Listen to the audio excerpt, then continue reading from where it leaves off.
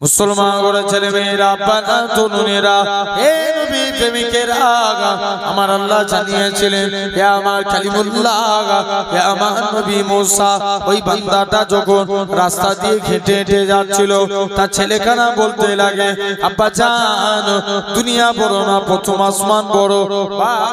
জবাব দেয় বাবা ছেলে দুনিয়ার থেকে প্রথম আসমান বড়। ছেলে আবারও বলে ও জনমদাতা বাপ প্রথম আসমান বড় না দ্বিতীয় আসমান? দ্বিতীয় আসমান বড়। দ্বিতীয় আসমান বড় না তৃতীয় আসমান? তৃতীয় আসমান বড়। এরকম ভাবে সাত তবক আসমান বড়। ছেলে আবারও বলে আব্বা জান সাত তবক আসমানের থেকে কি বড়? বাপ খানা জবাব দেয় বাবা ছেলে সাত তবক আসমানের থেকে আমি তোর আব্বা আমার গুনাহ খানা বড়। ছেলে আবারও বলে ও জনমদাতা বাপ আপনার গুনাহ থেকে কি বড়? বাপ খানা জবাব দেয় বাবা ছেলে আমার গুনাহ থেকে আমার আল্লাহ পাকের দয়া আল্লাহর রহমত খানা বড়। এ নওজোয়ান যুবকেরা আমার আল্লাহ জানিয়েছিলেন হে আমার কালিমুল্লাহ হে আমার নবী মুসা আমি আল্লাহ পাক তার এতটুকু কথাকে কবুল করে নিয়েছি। আমি আল্লাহ কবুল করে নিয়ে আমার বান্দাটা জীবনের পাখার পাখার গুনাহটাকে আমি আল্লাহ ক্ষমা করে দিয়েছি।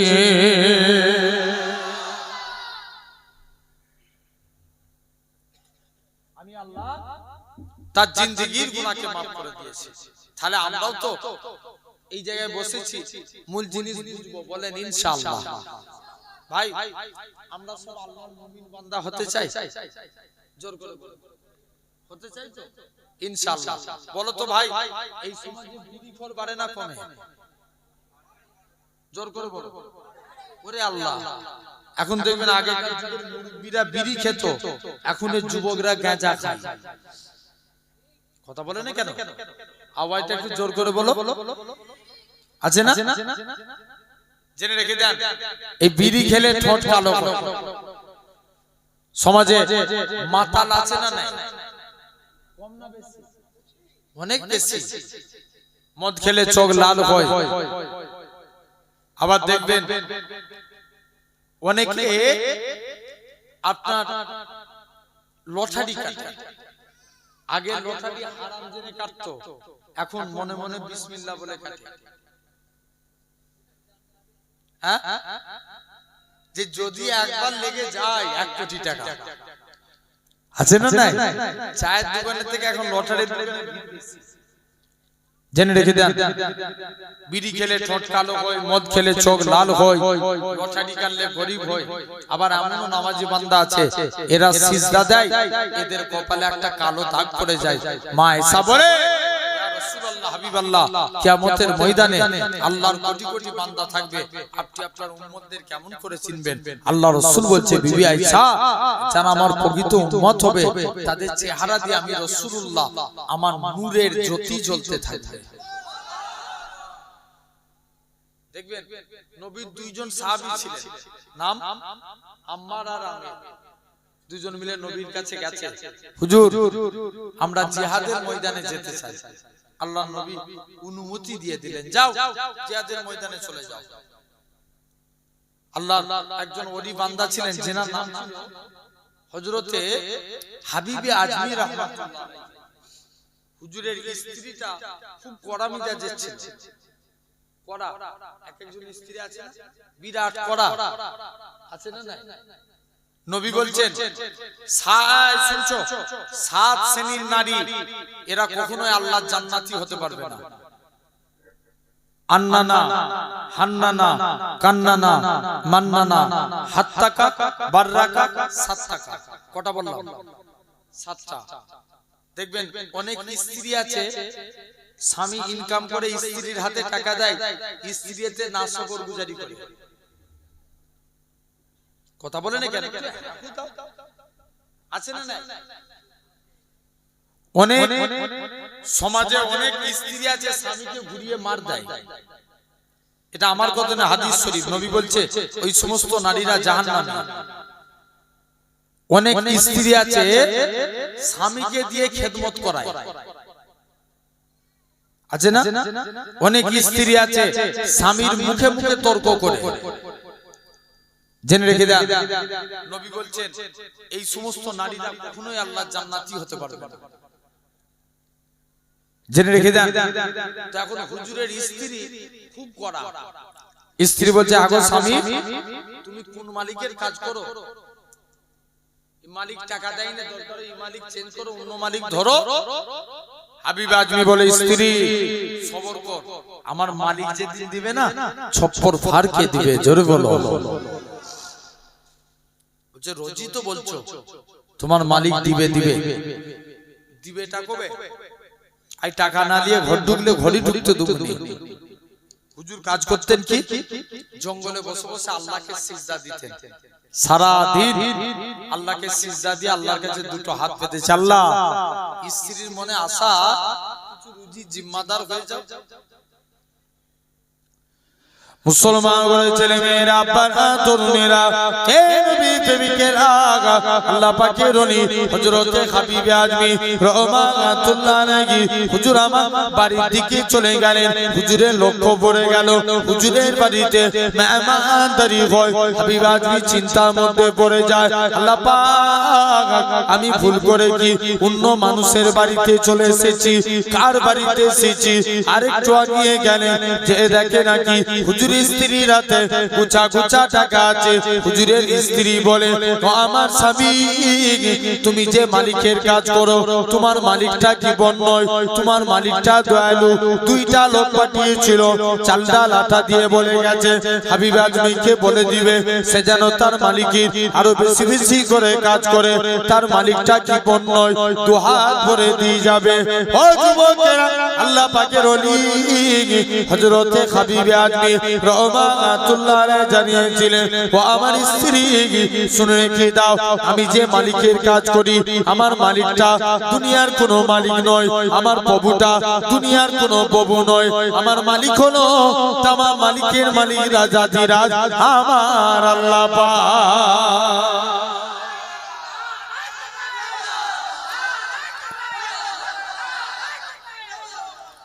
মুসলমান ঘরের ছেলে মেয়েরা, আব্বারা, তরুণেরা, এদিকে নামাজের প্রতি মহব্বত দেখেন। আল্লাহ নবীর দুইজন সাহাবী ছিলেন হযরতে আম্মার আর আমের, দুজন মিলে আল্লাহ নবীর হুজরা মুবারকি গেলেন। ইয়া রাসূলুল্লাহ, হাবিবাল্লাহ, হুজুর আপনি আমাদের অনুমতি দেন আজকের দিনে যেন যুদ্ধের ময়দানে যেতে পারি। আল্লাহ নবী অনুমতি দিয়ে দিলেন। হযরতে আম্মার জিহাদের ময়দানে কাঠ দিয়ে দাঁড়িয়ে আছেন। হযরতে আমের বলে আল্লাহ পাক আম্মা তো জিহাদের ময়দানে কাঠ দিয়ে দাঁড়িয়ে আছে, আমি আমের আগে কেমন করে নামাজ পড়ি?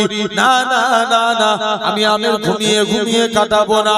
হযরতে আমের নামাজে দাঁড়িয়ে গেলেন। আল্লাহ নবী সাহাবী হযরতে আম্মার কাঠ দেয়, হযরতে আমের নামাজ পড়ে। ও যুবকেরা, একখানা কাপের এসে হযরতে আমের এরকম ভাবে শরীরে বিদ্ধ একটা তীর মারলো, আমের ডান পায়ে বিদ্ধ হলো। আমের নামাজ ছাড়ে না। আর একটা কাফের এসে আমের বাম পায়ে মারে, আমের নামাজ ছাড়ে না। আল্লাহ নবী সাহাবী হযরতে আমের বলে এ রাসূলুল্লাহ, সাহাবীরা আমি আমের নামাজ ছাড়ব না। হযরতে আমের নামাজ ছাড়ে না। আম্মার এসে বলে ভাই আমের রে, তুমি নামাজ ছেড়ে দাও, কেননা আজকের দিনে কাফেররা তীর মেরে মেরে তোমাকে শহীদ করে দিবে। অনেকক্ষণ পরে হযরতে আমের নামাজ থেকে পারে গলে হযরতে আম্মারকে ডেকে বলে ভাই আম্মার, আমি যখন নামাজ পড়তে দাঁড়িয়েছিলাম মনে মনে নিয়ত করেছিলাম মক্কার কাফেররা যদি আমায় তীর মেরে মেরে হত্যা করে দেয় তথাপিও আল্লাহর কসম নবীর নামাজ ছাড়ব না। ভাবে তাহলে আমাদেরকে নামাজ পড়তে হবে, বলেন ইনশাআল্লাহ। জোর করে বলেন আল্লাহ কবুল করে নেন, বলেন আল্লাহুম্মা আমিন। তো আসেন আমরা একটু মুমিন বান্দা হতে চাই। কারা কারা রাজি? একবার কষ্ট দিচ্ছি, হাত তুলে দেখান, বড় করে তুলে রাখেন না বাপ। কি হতে চাই? মুমিন বান্দা। তাকবীর দেন, নারে তাকবীর, জোরে দেন নারে তাকবীর। আর একটা তাকবীর আমি আর জুনাইদ ভাই পশ্চিম বাংলায় প্রচার করছি, যেটা কি নারে মুস্তাফা। আপনারা বলেন মারহাবা মারহাবা, জোরে দেন তো দেখি নারে মুস্তাফা। দিয়ে মারহাবা মারহাবা নারে মুস্তাফা হাত নামান নারে মুস্তাফা নারে মুস্তাফা নারে তাকবীর আলহামদুলিল্লাহ জেনে রেখে দেন আছেন ভাই মুমিন শুনছো মন দিয়ে শুনবেন মুমিন বান্দা হতে গেলে এক নাম্বার আগে জবানের হিফাজত করতে হবে কিসে জবানের দেখবেন এখন আমাদের জবানের হিফাজত হয় এক একজন গালিগালাজের মাস্টার কথা বলেন আছে না আরে হানা না বলুন রে ভাই আছে না নাই আছে দেখবেন এটা কি মহব্বতী পাড়া তো মহব্বতী পাড়া এই মহব্বতী পাড়ায় দুটো যুবকের ঝগড়া লাগলো দেখবেন এক একজনের মুখ থেকে 15-20 কোয়ালিটির গালিগালাজ সব শিখেও রেখেছে জেনে রেখে দেন অনেকে আবার আছে না নাই আমার ওই সাইডে একদিন রাস্তা দিয়ে আমি যাচ্ছি দেখছি এক ছোট ছেলে একজনকে 1.5 ব্যাটারি বলে দিন ছুটে পালি একটু গালিগালাজ করছে এরা হই হই করে লাচছে আমি তারপরে ওদেরকে ডাকলাম এই ব্যাপারটা কি বলছে কি 1.5 ব্যাটারি বললি রেখে দে যে ভালো নাম ওর ভালো নাম রেজাবুল ওকে ডাকছে 1.5 ব্যাটারি বলে কি নাম কথা বলে না এই সমাজে এরকম আছে না নাই দেখবেন আমি পশ্চিম মেদিনীপুরে এক জায়গায় দাওয়াত গেছি এক লোকের ভালো নাম আফসার তাকে ডাকে ফাটা বলে কি নাম ডাক নাম কি ফাটা জেনে রেখে দেন এরকম ভাই জেনে রেখে দেন তথাপিও আমাদের ওখানে এক ছেলের নাম হাসান তাকে ডাকে লেলা বলে কি জেনে রেখে দেন কথা এই কারণে মুখ খারাপ করা যাবে খবরদার আল্লাহ কবুল করে নেন এই সমাজে নাম খারাপ করে করে মানুষকে জ্বালিয়ে অস্থির করে ফেলে জেনে রেখে দেন কদিন আগে একটা ভিডিও ভাইরাল করেছিল এক বুড়িকে 63 বললেই রেখে যেত কি নাম 63 দেখেছেন না ভাই তাহলে জবানের হিফাজত করা লাগবে বলো ইনশাআল্লাহ নবীর এক সাহাবী ছিলেন তার দুইটা সমস্যা এক নাম্বার এই শুনছো মদ খেত দুই নাম্বার জিনা করত কত সমস্যা কথা বলেন দুটো নবীর কাছে গেছে সাহাবাদের শুনছো ভাই সাহাবাদের যত সমস্যা হতো কার কাছে যেত বলো বলো বলো নবীর কাছে যত সমস্যা এক সাহাবী মেয়ের বিয়ে দিবে দেখবেন আমার এলাকায় সিস্টেম আছে মেয়ের বিয়ে দিলে হাতে কি করতে হয় না বিয়ের পরে মেয়েরা হাতে কি পরে চুড়ি পরে স্বামী মরে গেলে চুড়ি ভেঙে দেয় আরবের সিস্টেম বিবাহের পর নারীরা গায়ে আতর মাখে কি মাখে আতর এখন নবীর আব্বা আব্দুল্লাহ ইন্তেকাল হয়েছে আমিনা পেটে দুজাহানের বাদশা আমিনা শরীর দিয়ে এমন খুশবু বেরোয় গোটা মক্কার জমিনে ছড়িয়ে যায় সবাই মিলে বলছে আমিনা তুমি কোথা থেকে খুশবু পাও আমিনা বলে এটা আমার খুশবু না আব্বা এটা আমার পেটের খুশবু আব্বা আমি আমিনা যখন বাড়ি থেকে বের হই আকাশের মেঘগুলো আমাকে ছায়া করে নিয়ে যায় আরো চিল্লে বলা গেল না আব্বা শুধু তাই নয় আমি মরুভূমির উপরে পা রাখতে দেরি বালি ঠান্ডা হতে দেরি হই না আমি আমিনা পাথরের উপরে পা রাখি পা রাখতে দেরি পাথর ঠান্ডা হতে দেরি হই না আমি আমিনা কুয়ার কাছে চলে যাই অটোমেটিক কুয়ার পানি নিচে থেকে উপরে উঠে যায় আব্বা শুধু তাই নয় যেদিন থেকে আমার পেটে বাচ্চা আসে ঘরে দেয়ালগুলো আমায় সালাম দেয় মা আমিনা তুঝে সালাম জোরে বলে ও কি মহব্বত দেখেন জেনে রাখেন এখন আরবের সিস্টেম কি ছিল তাহলে আতর মাখা এক সাহাবী মেয়ের বিয়ে দিবে তার দুইটা সমস্যা যত সমস্যা কার কাছে ইয়েস নবীর কাছে সাহাবী বলছে হুজুর মেয়ের বিয়ে দেব একটু আতরের প্রয়োজন আল্লাহ নবী বলছে এই ব্যাপার যাও বাড়ি থেকে একটা শিশি নিয়ে আসো শিশি নবী ঘেমে গেলেন ঘামগুলো শিশির মধ্যে ভরে দিয়ে বলছে যাও বাবা এই ঘামগুলো নিয়ে যে তোমার মেয়ের শরীরে মাখিয়ে দাও এখন নবী বলেছে সাহাবা হবে নবী ঘামগুলো নিয়ে যে সাহাবারা এখন মাখিয়ে দিয়ে যাও নবীর দরবারে যে মাখিয়ে দিয়ে এখন মেয়ের শরীরে মাখিয়ে দিয়েছে যেই মাখিয়ে দিয়েছে মেয়ের শরীর থেকে মুসকে আম্বরের থেকেও বেশি খুশবু চালু হয়ে গেছে জেনে রেখে দেন এখন একটা সমস্যা মিলল হুজুর মেয়ের বিয়ে দেব একটু আতরের প্রয়োজন আতর মিটে গেছে হুজুর একটু টাকার প্রয়োজন আল্লাহ নবী বলছে এই ব্যাপার চলে যাও আমার উসমান গানির কাছে যাও কার কাছে যাবে উসমানের কাছে উসমান যে উসমানের কাছে দান চাইতে যায় যে দেখে উসমান গানি পিঁপড়ের মুখ থেকে খাবার সরাচ্ছে কার মুখ থেকে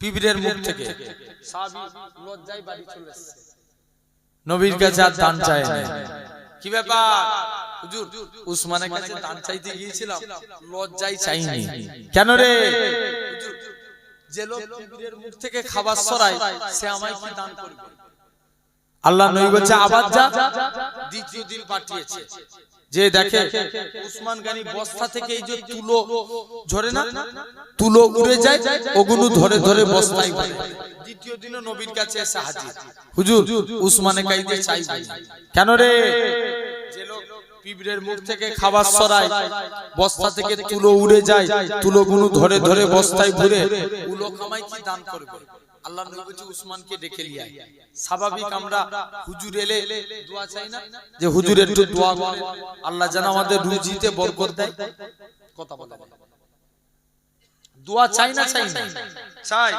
আর উসমান গানি নবীর কাইতে যে দোয়া চাইছে হুজুর আপনি আমার জন্য দোয়া করুন আল্লাহ যেন আমার রুজি কমিয়ে দেয় কি কমিয়ে দেয় রুজি কমিয়ে দেয় আল্লাহ নবী বলছে উসমান তুমি কি আমল করো বলছে হুজুর আমি যখন ভাত খাই না একটা ভাত যদি জমিনায় পড়ে যায় ওটাকে আবার তুলে খেয়ে নিই সবাই মিলে পিছনের ভাইগুলো একটু জোরে বলো ভাই আমরা তাহলে এই হাদিস থেকে কি শিক্ষা পেলাম আমরা যখন খেতে খেতে যদি ভাত পড়ে যায় অনেকে বলে কুড়িয়ে জিনিস তুই খাচ্ছিস বলে না কুড়িয়ে জিনিস খেতে নেয় অনেকে বলে না এটা সুন্নাত সাহাবাদের সুন্নাত আল্লাহ নবী বলছে উসমান তুমি যদি এইভাবে আমল করো কিয়ামত পর্যন্ত আল্লাহ তোমার রুজিতে বরকত দিবে সেই উসমান চলে গেছে সাহাবী দ্বিতীয় দিন নবীর কাছে গেছে নবীর কাছে যে বলছে হুজুর আল্লাহ নবী বলছে যাও না আমার উসমানের কাছে একবার চেয়ে দেখো দৌড়ে দৌড়ে উসমানের কাছে চলে গেলেন মুসলমান ঘরে ছেলে মেয়েরা বাবা তরুণেরা হে নবী প্রেমিকেরা যুবক ছেলে কানা আল্লাহ নবী সাহাবী হযরত উসমানের কাছে যায় উসমান আল্লাহ নবী পাঠিয়েছে আপনি আমায় কিছু দান করুন হযরত উসমান গানি বলে না না না না চলে যাও আমার উট বুঝাই করা মাল এসেছে যেটা মনে হবে সেটা তুমি নিয়ে নাও এখন ম্যানেজারের কাছে গেছে যে উটটার মধ্যে বেশি মাল ছিল ওই উটখানা ধরেছে ম্যানেজার বলে না না না না এটা মানা যাবে না হযরত উসমান গানি ম্যানেজারকে ডেকে বলে ম্যানেজার তুমি একে কি কথা শোনালে একে নাকি আল্লাহ নবী পাঠিয়েছে রাসূলুল্লাহ যদি আমি উসমানকে বলে দিত ও বাবা উসমান তুমি অমুকের বাড়িতে দানখানা পৌঁছে দাও আমি উসমান গানি গোলাম হয়ে তার বাড়িতে পৌঁছে দিতাম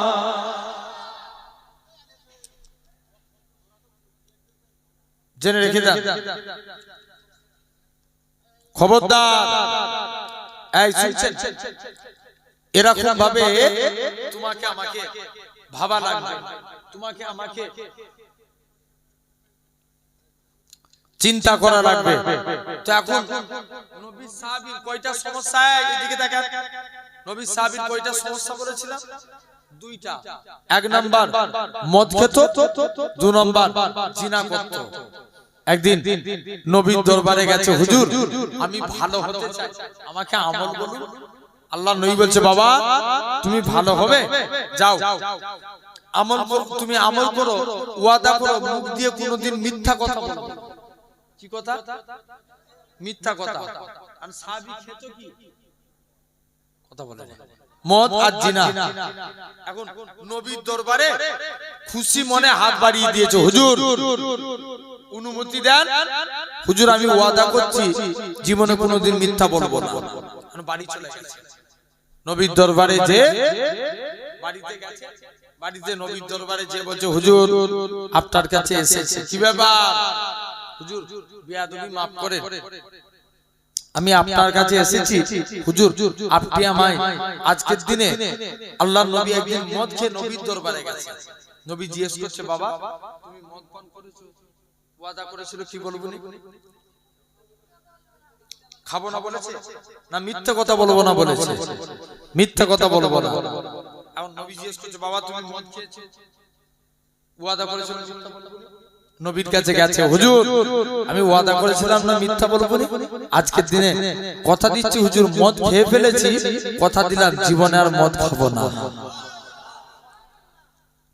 আবার একদিন নবীর দরবারে আসছে, নবী জিজ্ঞেস করছে, বাবা তুমি জিনা করেছো? হুজুর জিনা করে ফেলেছি, কথা দিলাম জীবনে আর জিনার কাজ করব না। তাহলে একটা জিনিসের হেফাজত করলো, কিসের?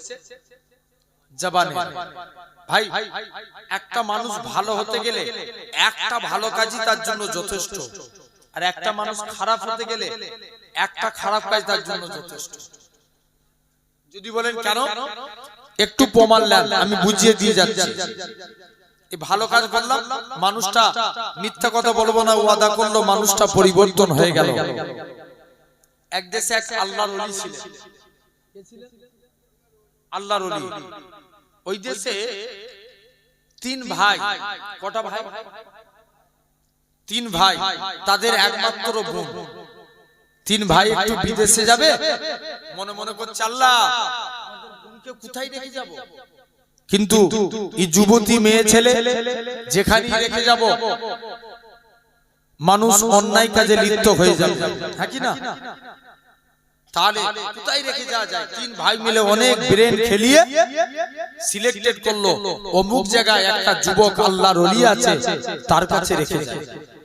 তিন ভাই মিলে, মন দিয়ে শুনবেন কিন্তু, তিন ভাই মিলে যুবক আল্লাহর ওলির কাছে গেল। যে বলছে, যুবক তোমার কাছে আমাদের বোনকে রেখে যেতে চাই। বলছে মাথা খারাপ, মেয়ে রাখবো না, মেয়ে রাখা মানে অন্যায় কাজে লিপ্ত হওয়া, তোমাদের বোনকে আমি আমার কাছে রাখতে পারি না, তুমি নিয়ে চলে যাও। তিন ভাই মিলে বোনকে কি করলো আপনার? বলছে না আপনার কাছেই আমরা রাখবো। বলছে না আমি রাখবো না। যখনই তিন ভাই অনেক রিকোয়েস্ট করে বলে একটা শর্তে রাখতে রাজি। কি শর্ত? যে আমার দুইটা রুম, একটা রুমে তোমার বোন থাকবে আর একটা রুমে আমি থাকবো। আমি আমার খাবারের যখন টাইম হবে থালাতে খাবার দিয়ে দেবো, তোমার বোন দরজা থেকে বার হয়ে এসে আমার দরজা থেকে খাবার নিয়ে যাবে। বলছে ঠিক আছে। তিন ভাই তাদের বোনকে যুবক আল্লাহর ওলির কাছে রেখে দিয়ে বিদেশ সফরে চলে গেল। শুনছেন, অনেক দিন বিদেশ সফরে গেল। বিদেশ সফরে যাওয়ার পর এখন ইবলিস দেখবেন ভালো মানুষদেরকে ভালো দিক দিয়ে খারাপ করে, হ্যাঁ কি না? ইবলিস একদিন যে বলছে তুমি আজকের দিনে বলো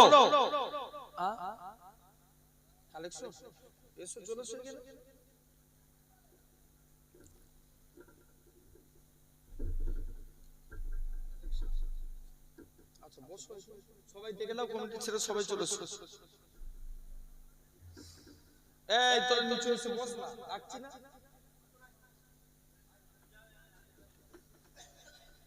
জেনে রেখে দেন। এখন শুনছেন বাপ, তিন ভাই মিলে এখন চলে গেছে। ইবলিস এসে ধোঁকা দিচ্ছে তোমাদের। হ্যালো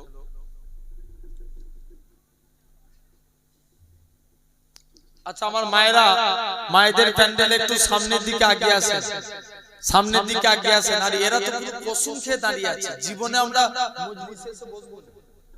ওই ছেলেগুলো রাস্তায় যারা দাঁড়ায়, কোথাকারের ছেলে, ওরা কি কসম খেয়ে দাঁড়িয়ে আছে নাকি? আগে এই জায়গায় বসে দেখো, তবে তো ওর রাস্তায় বসবে, তবে মজলিসে বসবে না।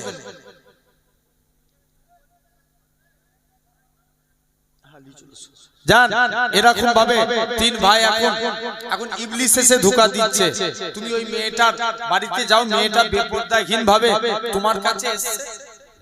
এখন তিন ভাই মিলে ওই যুবক আল্লাহর ওলি মেয়েটার বাড়িতে খাবার পৌঁছাতে যেতে, আবার ইবলিস এসে ধোঁকা দিচ্ছে, মেয়ে তোমার অন্তর তো পাক, তুমি মেয়েটার সঙ্গে কথা বলো না, তার তো সুবিধা অসুবিধা থাকতেই পারে। যুবকটা কথা বলতে বলতে এক পর্যায়ে ওই যুবকের সঙ্গে মহিলার প্রেম শুরু হয়ে গেল। তারা উভয়ে জিনার কাজে লিপ্ত হলো। জিনার কাজে লিপ্ত হয়ে মেয়েটার পেটে একটা বাচ্চা চলে আসলো। এখন যেই বাচ্চা চলে আসছে, ইবলিস এসে ধোঁকা দিচ্ছে, এই মেয়েটাকে মেরে দাও, নালে এর ভাইরা এলে তোমাকে শেষ করে দিবে, তোমার মান সম্মান থাকবে না। যুবক মেয়েটাকে মেরে কবর দিয়ে দিল। তিন ভাই এসে বলছে আমাদের বোন কই? বলছে তোমাদের বোন এই যে মারা গেছে, কবর দেখো। তিন ভাই চলে গেছে, ইবলিস যে তাদেরকে ধোঁকা দিচ্ছে, তোদের বোন এমনি মরে নে, যুবকটা জিনা করেছে, পেটে সন্তান চলে এসেছিল, ওই জন্য মারা গেছে। তিন ভাই মিলে আপনার আস্তে আস্তে করে তিন ভাই মিলে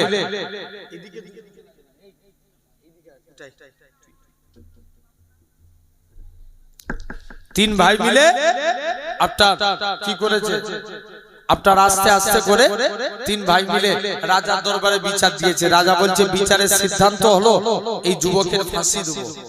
যেই ফাঁসি দিতে যায়, যে দেখে ইবলিস বলছে একবার আমাকে সিজদা দে, আমি তোকে বাঁচিয়ে দেব। যেই সিজদা দিতে যায়, যুবকটা ইবলিসকে সিজদা দিয়ে ফেললো, ওই অবস্থায় কাফের হয়ে ফাঁসি হয়ে মারা গেল। তাহলে একটা খারাপ কাজ মানুষকে কি করে দেয়? কথা বলে পুরো শেষ করে দেয়। তাহলে এক নাম্বার আল্লাহর মুমিন বান্দা হতে গেলে জবানের হেফাজত করব। দুই নাম্বার মানুষকে ভালো কাজে যুক্তি দিবেন। কি কাজে? ভালো কাজে। কেউ যদি বিড়ি খায় বলবো খা, কি করব? তাকে মানা করব। কেউ যদি মেয়ে নিয়ে ঘুরে থাকে কি বলবেন? মানা করবেন। অসৎ কাজের নিষেধ করেন, সৎ কাজের আদেশ করেন। নবী কন্যা ছিলেন ফাতেমা। ফাতেমার এক বান্ধবী ছিল ইহুদির মেয়ে। কার মেয়ে?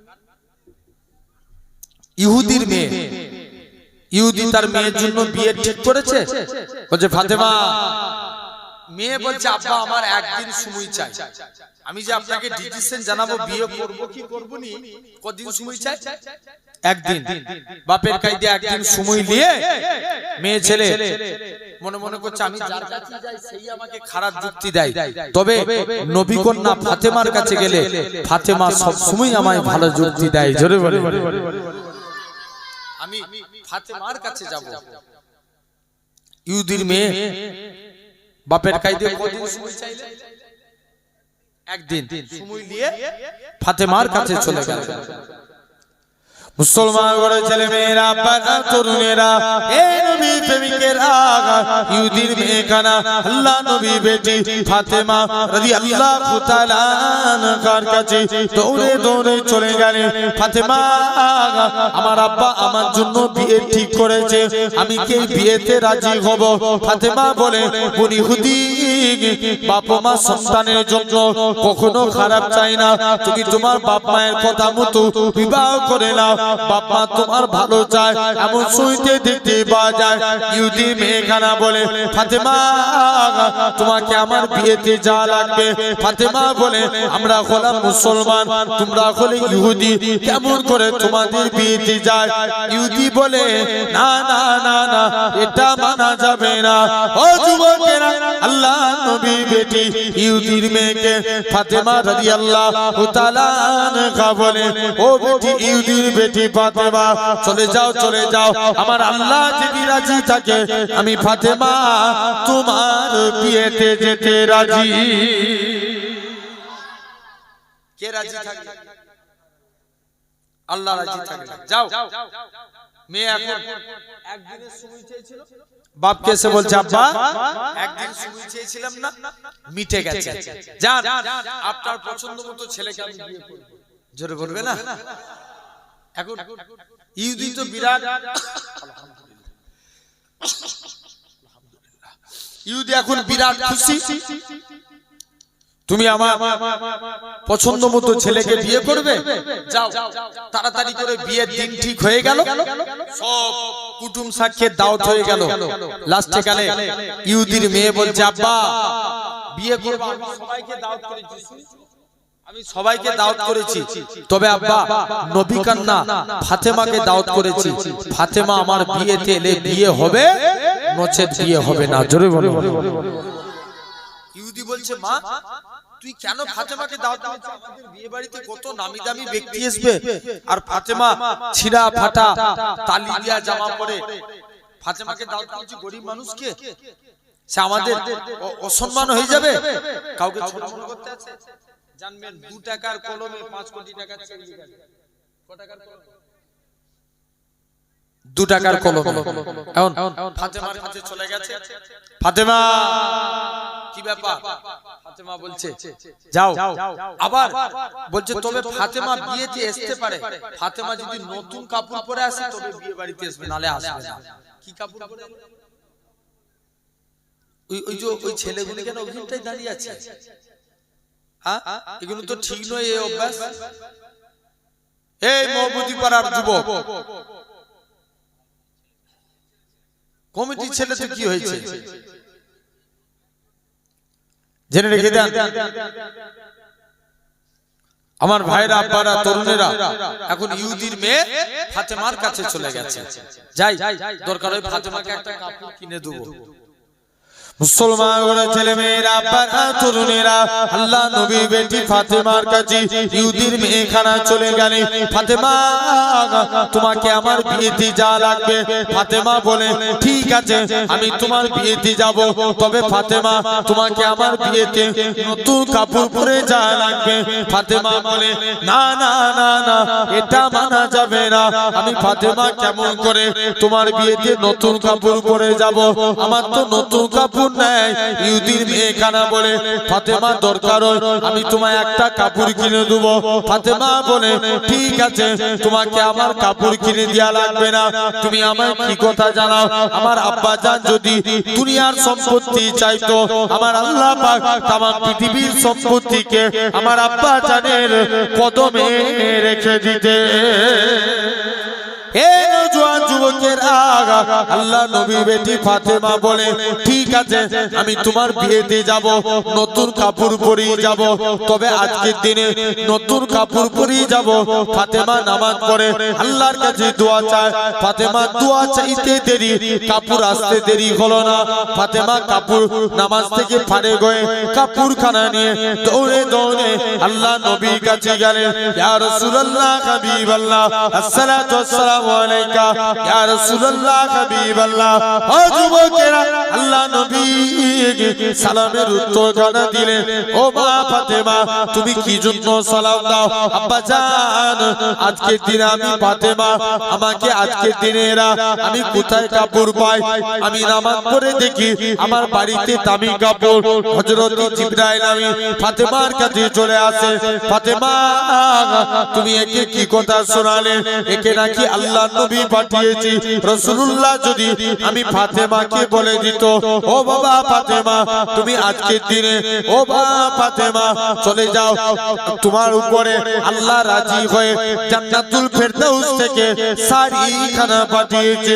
ফাতেমা শাড়িখানা নিয়ে দৌড়ে দৌড়ে ইহুদির বিয়ে বাড়িতে গেলেন। যেই দাঁড়িয়েছে গোটা ইহুদির বিয়ে বাড়িটা নূরানুর আলোয় আলোকিত হয়ে গেছে।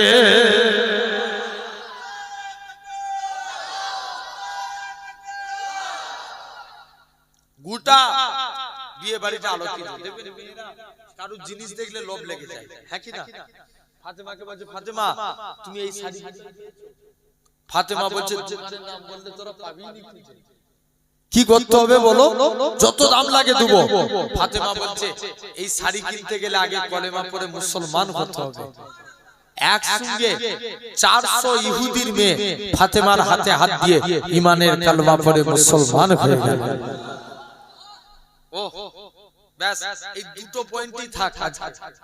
আবার আল্লাহ যদি কখনো আনাই, ইনশাআল্লাহ আবার অন্য বিষয় নিয়ে এবং ডিসকাস আরো আলোচনা হবে যতটুকু, কারণ দুটোর মধ্যে শেষ হয়ে যাবে, তাই তো? জেনে রেখে দেন। তার উপরে আবার একটু দায়িত্ব আছে। বাপ এসেছি, এবার একটু জোর না ধরবো তখন তুমি চালাও। যখন জেনে রেখে দাও ভাই, আল্লাহ বলছে বান্দা তোরা জান এবং মালের বিনিময়ে জান্নাত নে।